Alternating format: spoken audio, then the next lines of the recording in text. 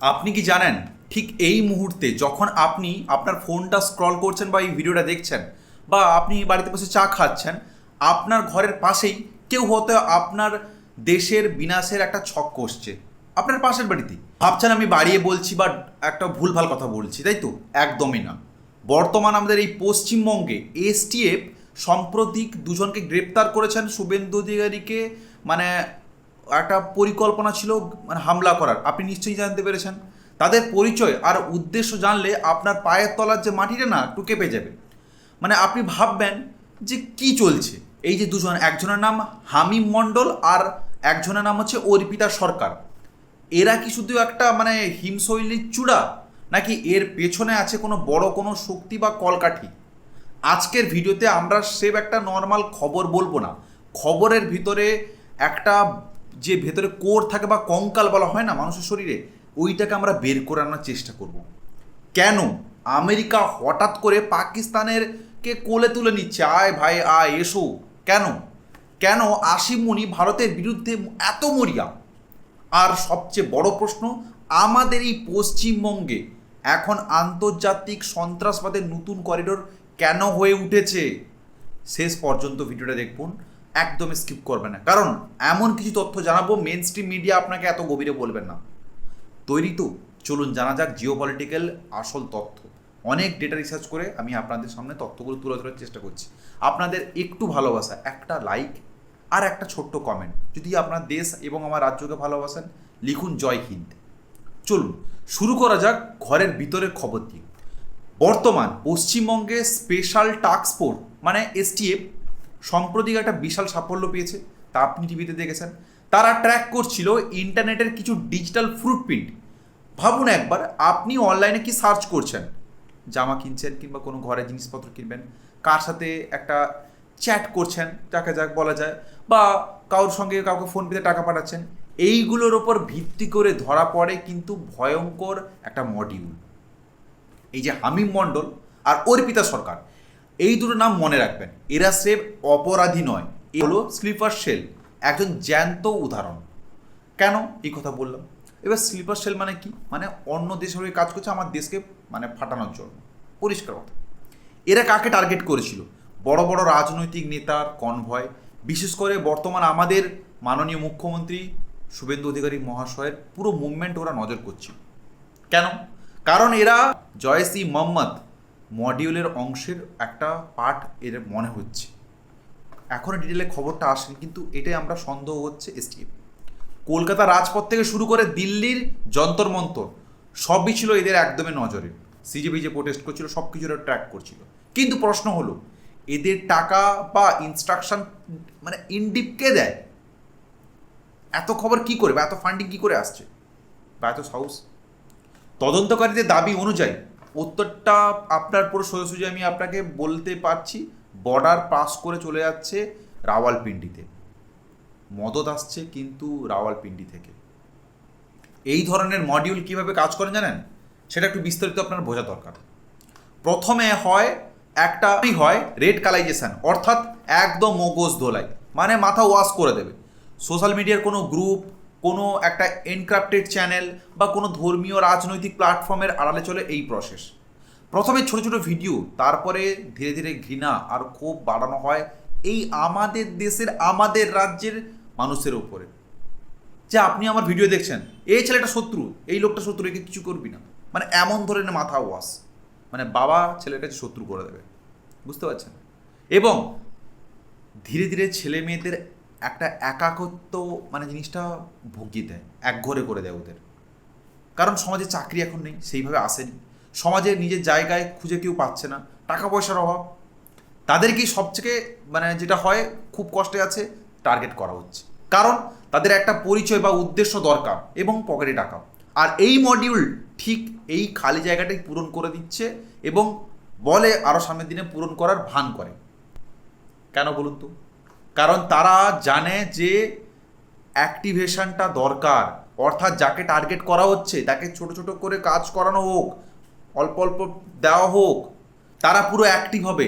ছবি তোলানো থেকে তথ্য পাঠানো থেকে টাকা আদান প্রদান থেকে সব কিছু।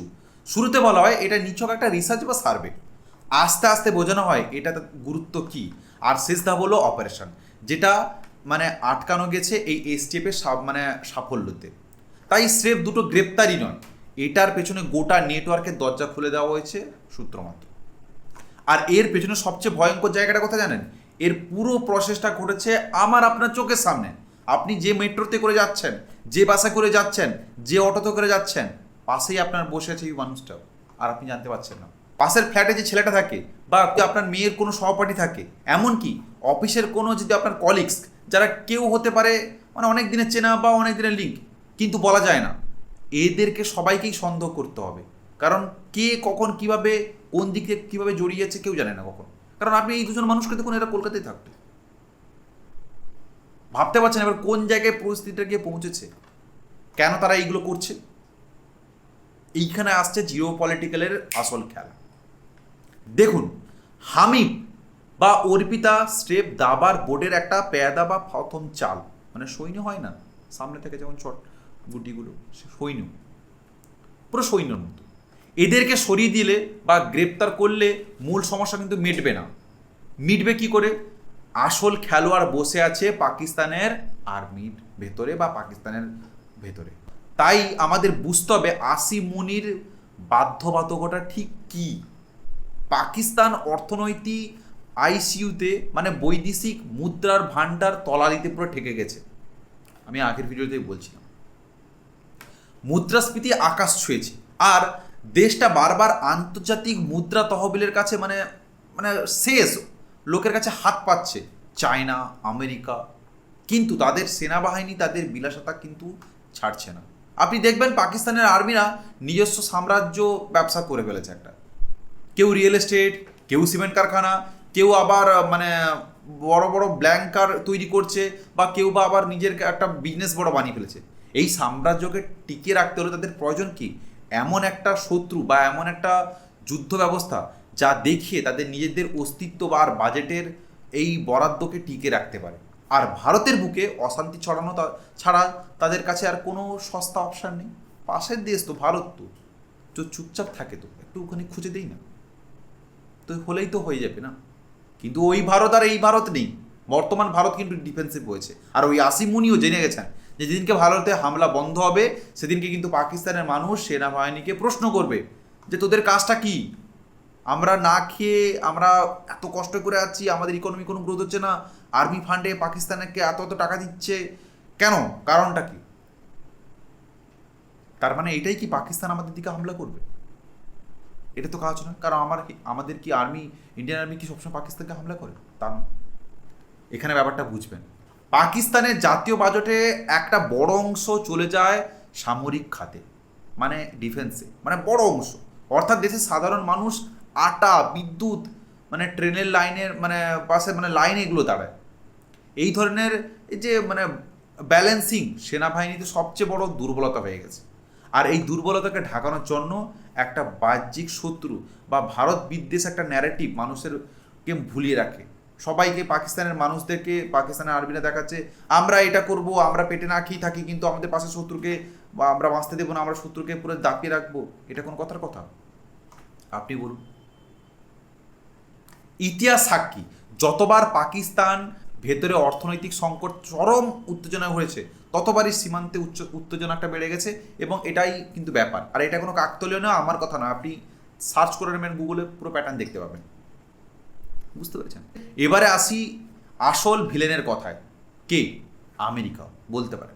কারণ আমরা ছোটবেলায় শুনে এসেছি আমেরিকা গণতন্ত্রের রক্ষাকর্তা। ভুল কথা। কেন? জিও পলিটিক্যালে আমেরিকা স্রেফ নিজের স্বার্থটাই দেখছে। এইটা কেন জানেন? সমীকরণটা পুরো লাইনে আমি বুঝিয়ে দিচ্ছি। আমেরিকা একটা সিঙ্গেল উইন্ডো পছন্দ করে। এর মানে কি? আমেরিকা চায় এমন এক মানুষের সাথে ডিল করতে যে পুরো দেশটাকে কন্ট্রোল করতে পারে। পাকিস্তান যদি সত্যিকারের গণতন্ত্র থাকে, তবে সেখানে পার্লামেন্ট আছে, প্রধানমন্ত্রী আছে, আইন কানুন আছে, মিডিয়া প্রশ্ন আছে। আমেরিকার জন্য সেটা ঝামেলা এবং সময় সাপেক্ষ, এত জায়গায় জড়াবে না তিনি। তার চেয়ে আর্মি চিফের সাথে সরাসরি কথা বলে নিলে সিদ্ধান্ত অনেক সহজ এবং দ্রুত। এই আসিম মুনি হলো আমেরিকার সেই সিঙ্গেল উইন্ডো, এক কলেই কাজ হয়ে যাচ্ছে। একবার ইতিহাসের পাতা উল্টে দেখুন, 26/11 সেই সময় আমেরিকা আফগানিস্তানে যুদ্ধ করছিল, তখন তাদের পাকিস্তানকে দরকার ছিল সাপ্লাই লাইনের জন্য, ঘাঁটির জন্য। তাই লস্কর আর জয়েশ যখন ভারতের বুকে রক্ত গঙ্গা বয়ে দিয়েছিল আমাদের নিজেদের মানুষদের, বুঝতে পারছেন, আমেরিকা তখন ভারতকে কার্যত পরোক্ষই বলেছিল। আজকে সিনারিওটা অনেকটাই একই। আমেরিকা চায় ইরান আর আফগানিস্তানের উপর নজর রাখতে, চীনের বেল্ট অ্যান্ড রোড প্রজেক্টের উপর নজরদারি চালাতে, আর তার জন্য তাদের পাকিস্তানের জমি ও আকাশপথ প্রচণ্ড পরিমাণে দরকার। আর এই সুবিধা পাওয়ার ভানি হলো ভারতের ওপর পাকিস্তানের একটা প্রি প্ল্যান ব্যাপারে চোখ বুজে থাকা আর অত্যন্ত কড়া ভাষায় প্রতিবাদ না করা। এখানে প্রশ্ন উঠতে পারে, তাহলে কি ভারত আমেরিকা সম্পর্কটা পুরো ভান? না, ঠিক তা নয়। ভারতের সাথে প্রযুক্তি, বাণিজ্য, প্রতিরক্ষা এবং আমেরিকান সম্পর্ক বাস্তবে গুরুত্বপূর্ণ, কিন্তু জিওপলিটিক্যালে কোনো দেশ একরক্ষা হয় না। আমেরিকা একই সাথে ভারতের সাথে বন্ধুত্ব রাখে, আবার পাকিস্তানের সাথেও ভেতরে ভেতরে হয়তো কথা বলছে, হয়তো সম্পর্ক রাখছে। এই দ্বিমুখী নীতিই হচ্ছে তাদের ভূ রাজনৈতিকের একটা আলাদা খেলা। দেখুন, আসিম মুনি কেন ভারতের উপর একটা এই প্রি প্ল্যান হামলাটা করার কথা করছিল, মানে কার্যকলাপ চালাতে যাচ্ছে, চালাতেই আছে এবং মরিয়া হয়ে উঠেছে। বিশ্লেষকরা মনে করেন তার ঘর জ্বলছে। এক নম্বর যেটা বললাম, মানে যেখানে পাকিস্তানের মানুষের খাওয়ার নেই, বিদ্যুৎ নেই, বারবার বিক্ষোভ হচ্ছে, রাস্তায় অবরোধ হচ্ছে, স্থানীয় মানুষদের একটাই বড় প্রশ্ন এবং ক্ষোভ জানাচ্ছে প্রশাসনের বিরুদ্ধে যে কেন এমন হবে। দু নম্বর কি, বেলুচিস্তান। পাকিস্তানের আর্মি যেখানে নিজের দেশের মানুষের উপর দমন পীড়া চালাচ্ছেন বলে অভিযোগ, বেলুচ লিবারেশন আর্মি মানে BLA এখন পাকিস্তানের সেনাদের জন্য একটা বড় মাথা ব্যথা হয়ে দাঁড়িয়েছে। গ্যাস, খনিজ সম্পদ ভরপুর হয়ে গেছে বালুচিস্তানের, পাকিস্তানের সবচেয়ে অবহেলিত অঞ্চলগুলোতে। আর এই বৈষম্য বা এই যে মানে ব্যালেন্সিং বিরুদ্ধে জ্বালানি কিন্তু যোগাচ্ছে কে, আপনি বুঝতে পেরেছেন। আর 3 নম্বর কি, খাইবার পাখতুনখোয়া, যেখানে তৈরি তালিবান পাকিস্তান বা TTP প্রভাব ক্রমশই বাড়ছে। পাকিস্তান পুলিশ আর এই যে প্রশাসন কার্যত সীমার ক্ষমতায় একটা থাকে, কিন্তু আসিম মুনি দেখছেন তার চারপাশ থেকে দেওয়াল ভেঙে পড়ছে। বিশেষজ্ঞরা একাংশের মত, তিনি যখন ভারতকে কেন্দ্রীয় একটা বড় জাতীয়তাবাদ আবহাওয়া তৈরি করতে পারেন বা সীমান্তের উত্তেজনা বাড়িয়ে ভারতকে একটা পাল্টা প্রতিক্রিয়া দেখাতে বাধ্য করেন, তবে তিনি পাকিস্তানের মানুষের কাছে একটা জাতীয়তাবাদ মানে জাগিয়ে দিতে পারবেন এবং হিরো হয়ে যাবেন। তখন সবাই অভ্যন্তরীণ সমস্যা সাময়িকভাবে ভুলে যাবে। স্বাভাবিক, আপনার যদি ঘরে বাচ্চা থাকে, আপনি যদি বলেন নে চকলেটটা খা, সে তখন আর বায়না করবে না একটা বড় গাড়ি নেওয়ার জন্য, তাই না? ঠিক একইভাবে যদি ভারতকে আমি হামলা চালিয়ে দিই, তাহলে পাকিস্তান খুশি হবে, হামলা চলেছে, ব্যাপারটা এই এসে যাবে, ঠিক আছে। তাই কারণে কিন্তু নিজেদের জিনিসটা ভুলে যাচ্ছে। এই বিশ্লেষক হচ্ছে আসিম মুনির সার্ভাইভাল স্ট্র্যাটেজি বলে আপনি মানতে পারেন।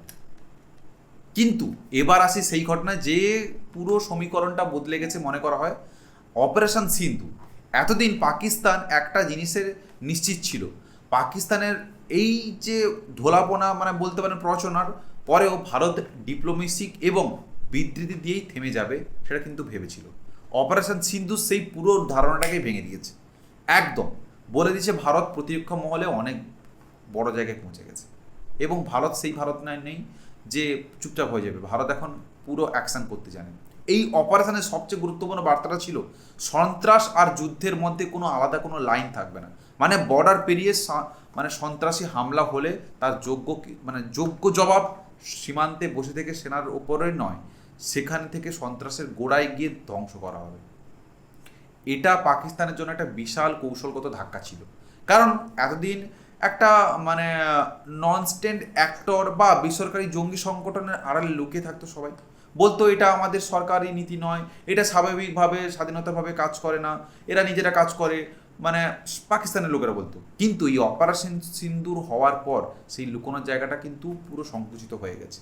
আর ঠিক এই কারণে আসিম মুনি আর বেশি কোণঠাসা নিজেকে করে নিয়েছে, কারণ পুরনো কৌশল যদি আরও কাজ না হয় তাহলে তাকে নতুন রাস্তা খুঁজতে হবে। আর এই নতুন রাস্তা মানেই হলো আরও লোকানো, আরও সূক্ষ্ম, আরও সাইলেন্ট মডিউল, ঠিক যেটা পশ্চিমবঙ্গে ঘটছে। আমাদের নতুন মুখ্যমন্ত্রী শুভেন্দু অধিকারী কিন্তু যথেষ্টভাবে কাজ করছেন এবং তিনি একদম হাইলাইটেড বর্তমান বলতে পারেন। সত্যি নায়কের সিনেমায় আমরা যেমন দেখেছি উনি একইভাবেই কাজ করছেন, পক্ষপাতিত্ব হয়ে বলবো না, মানে ফ্রন্ট ফুটে আছেন, খুব ভালো দিচ্ছেন। তো তাকে যদি টার্গেট করা হয় বা একটা কাজ দিতে পারে না, তো তাই কারণে এই স্লিপার সেল ডিজিটাল রিকোয়ারমেন্ট আর ধীরে ধীরে সমাজের ভেতরে একটা বিস্তার করার চেষ্টা করছেন ওই পাকিস্তানে বসে। এখানে একটা জিনিস স্পষ্ট করে বলা দরকার, শক্তি প্রদর্শনের এই খেলায় সাধারণ মানুষের জীবনযাত্রা কতটা প্রভাবিত হয়েছে কেউ কিন্তু খবর রাখে না। সীমান্তবর্তী যে গ্রামের কৃষক, ছোট ব্যবসায়ী, স্কুলের পড়ুয়া, তারা সবসময় উত্তেজনা এবং মানে আসল মূল্যটাই উত্তেজনা এবং কষ্টের মূল্যটা দিচ্ছে, সত্যি বলছি। কারণ দেখুন, আপনাকে ঘটনাটা বোঝা দরকার, কারণ এখানেই আসল জিনিস আছে। পাকিস্তানের আর্মি আর পাকিস্তানের সিভিলিয়ান নেতৃত্বের মধ্যে একটা ফাটফল দেওয়াল তৈরি হয়েছে। কারণ ইমরান খান যখন প্রধানমন্ত্রী ছিলেন, আমেরিকা চেয়েছিল আফগানিস্তানের অভিযানের জন্য পাকিস্তানের মাটিতে সামরিক গাড়ি মানে সামরিক একটা বাহিনী তার থাকবে। ইমরান খান সরাসরি প্রত্যাখ্যান করেছেন, অ্যাবসলিউটলি নট। এই দুটো শব্দে গোটা বিশ্বে হেডলাইন হয়ে গেছিল। আর পাকিস্তানের সাধারণ মানুষের কাছে তিনি রাতারাতি একটা স্বাধীনতা নেতা এবং ভাবমূর্তি পেয়ে গেছিলেন। কিন্তু মজার ব্যাপার কি জানেন, এই সিদ্ধান্তে কিছুদিন পরে ইমরান খানের গদি টলমল করতে শুরু করে আর তার বিরুদ্ধে অনাস্থার প্রস্তাব আর তাকে ক্ষমতা থেকে সরিয়ে দেওয়ার জন্য সবাই চেষ্টা করে। ইমরান খান নিজেই বারবার প্রকাশ্যে অভিযোগ করেছেন তার সরকারের পতনের পেছনে বিদেশি হাত ছিল। এই দাবির সত্যতা স্বাধীনভাবে যাচাই করা কত কঠিন। আমেরিকা, পাকিস্তান সরকার উভয়ই অস্বীকার করেছে। কিন্তু প্যাটার্নটা লক্ষ্য করার মতো, পাকিস্তানে যে বেসামরিক বাহিনী বা নেতাগুলো ছিল, আমেরিকাতে পুরোপুরি সহযোগিতা রাজি হয়নি, তাই রাজনৈতিক পথ মসৃণ হয়নি। আর সেনাপ্রধান আমেরিকার সাথে ঘনিষ্ঠ সম্পর্ক রাখতে সক্ষম হয়েছেন, তার ক্ষমতার পথ তুলনামূলকভাবে নিরাপদ থেকেছে। দেখুন, ইতিহাস ইঙ্গিত দেয় যে কেন আসিম মুনি এতটা সহজেই আন্তর্জাতিক মহলে গুরুত্বপূর্ণ যোগাযোগ বিন্দু হয়ে উঠতে পেরেছেন। ক্ষমতার এই সমীকরণ তিনি ভালো করেই বোঝেন। তো এটাই হচ্ছে ব্যাপার। পাকিস্তানের রাজনীতি বোঝার আর একটা চাবিকাঠি হলো টাকা। নওয়াজ শরীফের আমল থেকেই পাকিস্তান বারবার সৌদি আরবের কাছে হাত পেতেছে। অর্থনীতি বুঝলে বা অর্থনীতিটা যদি আপনি জানেন, বৈদেশিক মুদ্রার ভাণ্ডার তলানিতে পুরো চলে গেছে ওদের। পাকিস্তানের প্রথম ফোন কলটা যায় রিয়াদে। ওই বিনিময়ে সৌদি আরব পাকিস্তানের কাছ থেকে কী চাই জানেন? সামরিক প্রশিক্ষণ, সহযোগিতা আর মধ্যপ্রাচ্যের রাজনৈতিক নিজের একটা পক্ষে কূটনৈতিকভাবে সমর্থন। মানে যে যার স্বার্থটা সে তার দেখছে। এই তিনটি আমেরিকা ও উপসাগরীয় দেশগুলো আর চীন পাকিস্তানকে যেন তিনটে দড়িতে বেঁধে রেখেছে। পাকিস্তান আর্মি এই শক্তিগুলোর মধ্যে ভারসাম্য রেখে নিজের অস্তিত্বকে টিকে রাখে। চীনের সাথে সম্পর্ক মূলত অবকাঠো এবং একটা লোন নিয়ে বসে আছে। কারণ চায়না পাকিস্তানেরকে মানে কি করেছেন সেটা আপনি ভাবলে অবাক হয়ে যাবেন। পাকিস্তানকে একটা ইকোনমিক করিডোরে তার একটা বড় উদাহরণ, পুরো অনেক টাকা লোন নিয়ে বসে আছে। আমেরিকার সাথে মূলত সামরিক ও কৌশলগত হচ্ছে তাদের সম্পর্ক, আর উপসাগরের দেশগুলোর সাথে সম্পর্ক যেটা মেন আর্থিক স্বনির্ভরতা। কিন্তু এই ভারসাম্যের প্রকৃত মূল কে? পাকিস্তানের সাধারণ মানুষ। কারণ পাকিস্তানের সাধারণ মানুষ যে কষ্ট পেয়েছে, সে আপনি মানে কষ্টে আছে, সেগুলো আপনাকে বললাম যে একাধিকভাবে মানুষরা খেতে পাচ্ছে না। ভারতের সীমান্তে, ভারতের শহরে, এমনকি পশ্চিমবঙ্গের মতো রাজ্যেও এর এফেক্টটা ফেলছে পাকিস্তান। দেখুন, এবারে ফিরে আসি। এগুলো তো বললাম, এগুলো তো হচ্ছে, কিন্তু আমাদের বাংলার ব্যাপারটা কি হচ্ছে? কেন এই ধরনের মডিউল পশ্চিমবঙ্গকে টার্গেট করছে? আমাদের বর্ডার ম্যানেজমেন্ট কি আলাদা হয়ে যাচ্ছে? দেখুন, হামি মণ্ডলের মতো শিক্ষিত ছেলেমেয়েরা কেন আজকে মুখোশধোলাইয়ের শিকার হচ্ছে, এটা আমাদের জন্য সত্যি একটা অ্যালার্মিং। কারণ পশ্চিমবঙ্গের ভৌগোলিক অবস্থা আসলে একটা বড় ফ্যাক্টর। বাংলাদেশের সীমান্ত দৈর্ঘ্য একটা বিশাল আছে, আর নদীপথ গ্রামীণ এলাকা দিয়ে প্রচুর পরিমাণে কয়েক বছর আগে বা কয়েক বছর ধরে ঢুকেছে। আপনি দেখতেই পেয়েছেন এসআইআরে কতজনের নাম বাদ হলো। কিন্তু বর্তমানে শুভেন্দু অধিকারী যবে থেকে এসছেন, সব ফাঁক ফোকর বন্ধ। এবং এই ফাঁক ফোকর দিয়ে শুধু মানুষ ঢুকতো না, ঢুকতো টাকা, অস্ত্র এবং অনেক মদত। আর এই ডিজিটাল যুগে এসে এআই এর দুনিয়ায় রিক্রুটমেন্টের জন্য সীমান্ত পেরোনোর দরকার নেই। একটা স্মার্টফোন আর একটা এনক্রিপ্টেড অ্যাপই যথেষ্ট।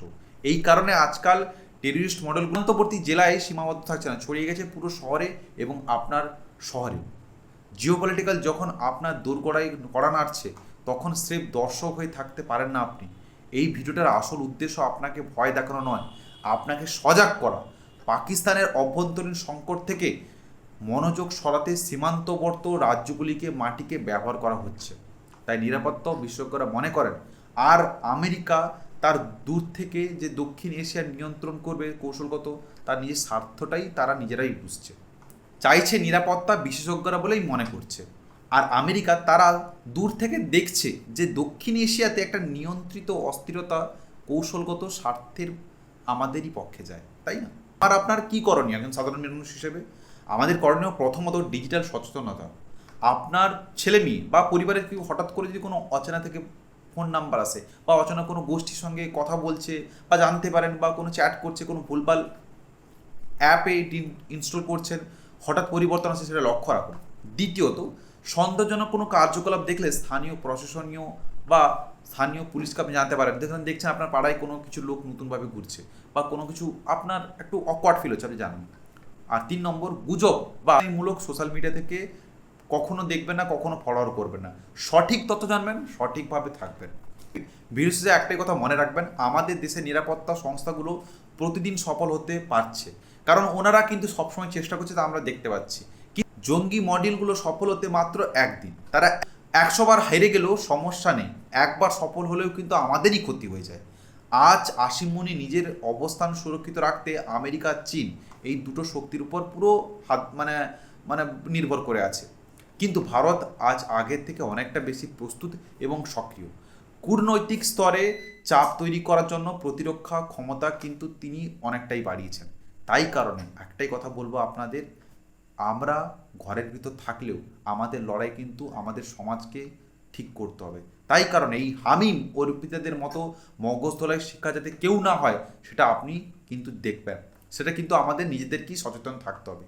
মনে রাখবেন, জিও পলিটিক্সে কেউ কারোর স্থায়ী বন্ধু নয়। এই যে আমেরিকা, চীন, পাকিস্তান, বাংলাদেশ, এত বন্ধু বন্ধু কিন্তু কেউ কেউ নয়। আজ আমেরিকার ভারতের সাথে প্রযুক্তির সাথে একটা ভালো সম্পর্ক আছে, কিন্তু এই আমেরিকা আবার পাকিস্তানের সাথে একটা গোপনে কৌশল বোঝাচ্ছে। তাই এই দ্বিমুখী সমীকরণটা বুঝতে আমাদের কিন্তু জরুরি। তাই কারণে সচেতন থাকবেন, সঠিক তথ্য জানবেন, সঠিক সিদ্ধান্ত নেবেন। আর আমরা এই পশ্চিমবঙ্গের মানুষ, ভারতের নাগরিক। শেষে একটা কথা বলি, আজকের ভিডিওতে আমরা দেখলাম পশ্চিমবঙ্গে একটা গ্রেপ্তারি আসলে একটা বিশাল বড় আন্তর্জাতিক দাবাত চালের একটা টুকরো মাত্র হলেও হতে পারে। পাকিস্তান আর্মির অভ্যন্তরীণ সংকট এবং আমেরিকার কৌশলগত স্বার্থ আর আমাদের নিরাপত্তা সবটাই একই সূত্রে গাঁথা। আপনার কি মনে হয় ভারতের এখন কি করা উচিত? আর কঠোর কূটনৈতিক চাপ, অন্য কোনো কৌশল কি নাকি? আপনি কমেন্টে জানান। ভিডিওটা ভালো লাগলে এক্ষুনি লাইক করুন এবং চ্যানেলটিকে সাবস্ক্রাইব করুন। আর এই ভিডিওটা সম্পূর্ণ এডুকেশন পারপাসে বানানো, ডেটা নিয়ে আমি আপনাদের জানিয়েছি। ঠিক আছে, আর দেখা হচ্ছে কালকে আগামী এই টাইমে। ভালো থাকবেন, সুস্থ থাকবেন, নমস্কার।